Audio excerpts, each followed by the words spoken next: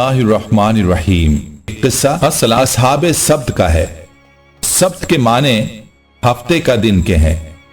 امت موسوی کے دن سبت کا دن عبادت کے لیے مقرر کر دیا گیا تھا۔ اگرچہ بنی اسرائیل میں پہلے جمعے کا دن عبادت کے لیے مقرر تھا، لیکن بعد میں باہم اختلافات رونما ہوئے اور یہ طے پایا کہ سبت یعنی ہفتے کے دن کو عبادت کے لیے مقرر کیا جائے۔ اللہ تعالیٰ نے بھی ان کے اس رجحان اور اصرار کو دیکھتے ہوئے سبت ہی کو یوم عبادت مقرر کر دیا، لیکن ساتھ ہی ان پر ایک آزمائش بھی بھیج دی۔ وہ آزمائش مچھلی کے شکار کے حوالے سے تھی۔ آج کی ویڈیو میں ہم آپ کو بتائیں گے کہ کیسے اللہ نے انہیں آزمائش میں ڈالا اور پھر اس قوم کو نافرمانی کرنے پر کس عذاب میں مبتلا کیا۔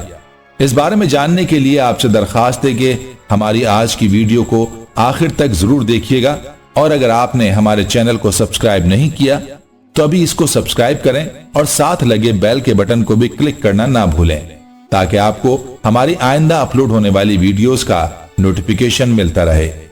ناظرین، روایات میں آتا ہے کہ حضرت داؤد علیہ السلام کی قوم کے 70,000 آدمی عقبہ کے پاس سمندر کے کنارے ایلا نامی گاؤں میں رہتے تھے، اور یہ لوگ بڑی فراخی اور خوشحالی کی زندگی بسر کرتے تھے۔ اللہ تعالیٰ نے ان لوگوں کا اس طرح امتحان لیا کہ ہفتے کے دن مچھلی کا شکار ان لوگوں پر حرام فرما دیا اور باقی دنوں میں شکار حلال فرما دیا، مگر اس طرح ان لوگوں کو آزمائش میں مبتلا فرما دیا کہ ہفتے کے دن بے شمار مچھلیاں آتی تھیں اور دوسرے دنوں میں نہیں آتی تھیں یا کم آتی تھیں۔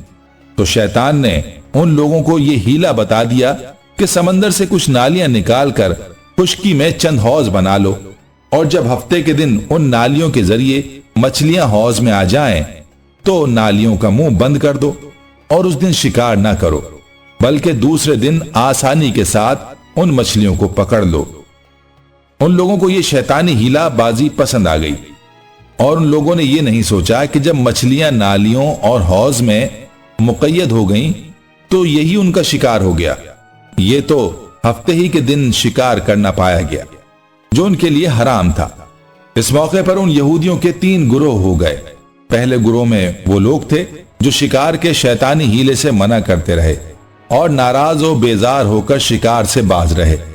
دوسرے گروہ میں ایسے لوگ تھے جو اس کام کو دل سے برا جان کر خاموش رہے، دوسروں کو منع نہ کرتے بلکہ منع کرنے والوں سے یہ کہتے تھے کہ تم لوگ ایسی قوم کو کیوں نصیحت کرتے ہو جنہیں اللہ تعالیٰ ہلاک کرنے والا یا سخت سزا دینے والا ہے۔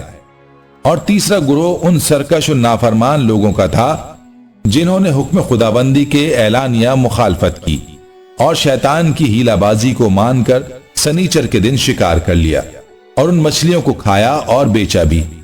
جب نافرمانوں نے منع کرنے کے باوجود شکار کر لیا تو منع کرنے